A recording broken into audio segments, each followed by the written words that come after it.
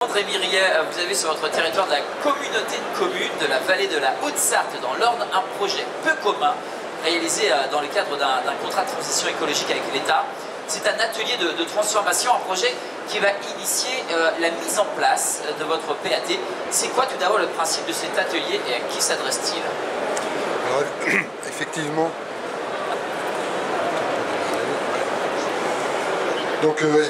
c'est un projet qui s'est révélé lors de la consultation, des premières réunions du CTE, et on a vu apparaître deux entrepreneurs avec leurs projets respectifs, et la communauté de communes disposait d'un local déjà à vocation agroalimentaire, et on a donc été séduit par ce projet.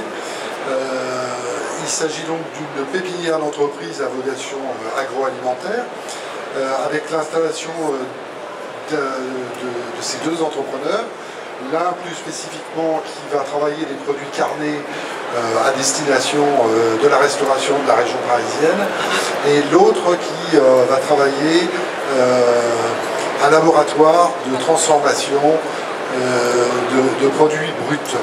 Donc là, c'est un laboratoire qui va directement intéresser les producteurs, qui vont pouvoir aller jusqu'au bout de la chaîne et transformer leurs produits, aller au bout de la saisonnalité, parce que voilà, pour les maraîchers qui sont très impactés, ils vont pouvoir transformer, faire des soupes, des choses comme ça, qui vont pouvoir commercialiser d'une manière différée.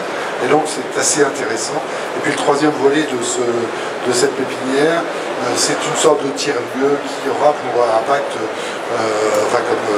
comme attrait, la formation, des ateliers, etc., avec le concours de chambres d'agriculture. Ah, pourquoi c'est intéressant pour le territoire, les agriculteurs et aussi les restaurations collectives? On a la référence Restoco des chambres d'agri.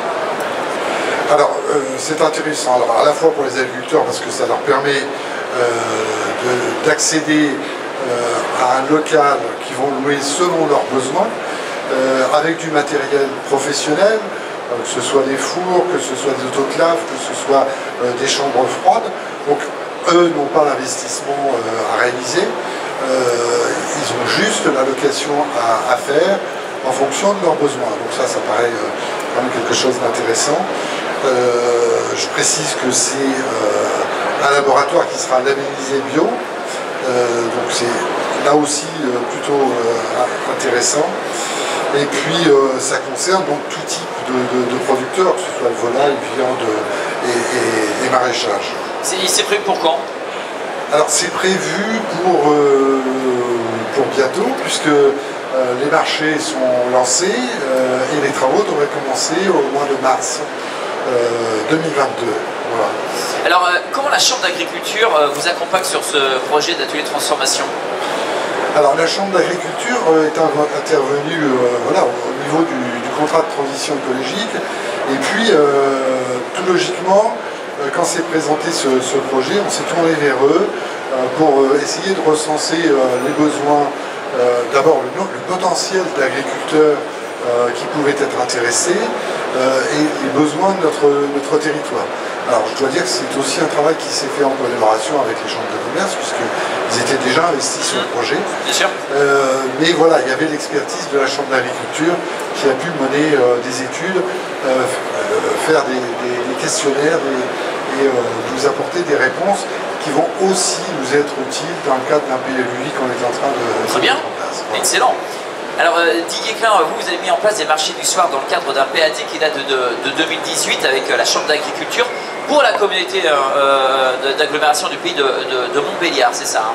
Oui, exactement. Donc 72 communes qui, on va dire, travaillent ensemble pour organiser pendant, on va dire, la période mars-septembre, donc des marchés du soir et donc de faire la promotion avec la Chambre d'agriculture de l'ensemble des produits et des producteurs locaux. Alors vous êtes en train de travailler sur un nouveau PAT, il est déjà arrivé? Alors il est signé, donc il est arrivé, c'est bon, voilà. On peut dire qu'il est signé, donc très bien, c'est parfait, donc il va arriver. Ce qui est intéressant en préparant donc, cette table ronde, c'est de se rendre compte que, in fine, ces marchés, ça crée de la valeur, ça développe des filières.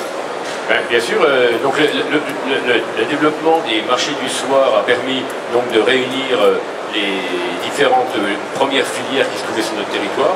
Ensuite, donc, le fait de la réussite des marchés a entraîné les producteurs à se réunir pour eux-mêmes monter un centre de vente, on va dire, communal, intercommunal plutôt, qui a permis d'avoir d'être financé aussi par le premier PAT. Et puis donc là maintenant on développe la filière, à la fois vis-à-vis des producteurs, pour ouvrir sur de nouvelles activités, du maraîchage, un petit peu on l'a entendu tout à l'heure, comme avec les pépinières, la mise en place de pépinières par rapport au maraîchage, par rapport au verger, parce qu'on s'est aperçu qu'il fallait augmenter la ressource pour, on va dire, respecter l'attente du public.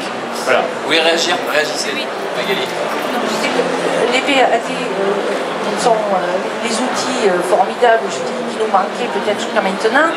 Aujourd'hui, les mettre en avant, comme je disais, par rapport à la crise sanitaire, a mis en avant la nécessité peut-être de soutenir l'agriculture et le bienfait de l'agriculture sur les territoires, non pas juste simplement pour alimenter ou pour exporter, mais que l'agriculture participe à l'attractivité du territoire. Bien sûr. Tant au niveau économique, touristique pour certains territoires, et bien au-delà. Donc moi je salue quand même l'existence des PAT, que chaque collectivité doit s'approprier, parce que monsieur donne les moyens à des agriculteurs de pouvoir transformer leurs produits. Sur d'autres territoires, ça peut être la création d'une légumerie.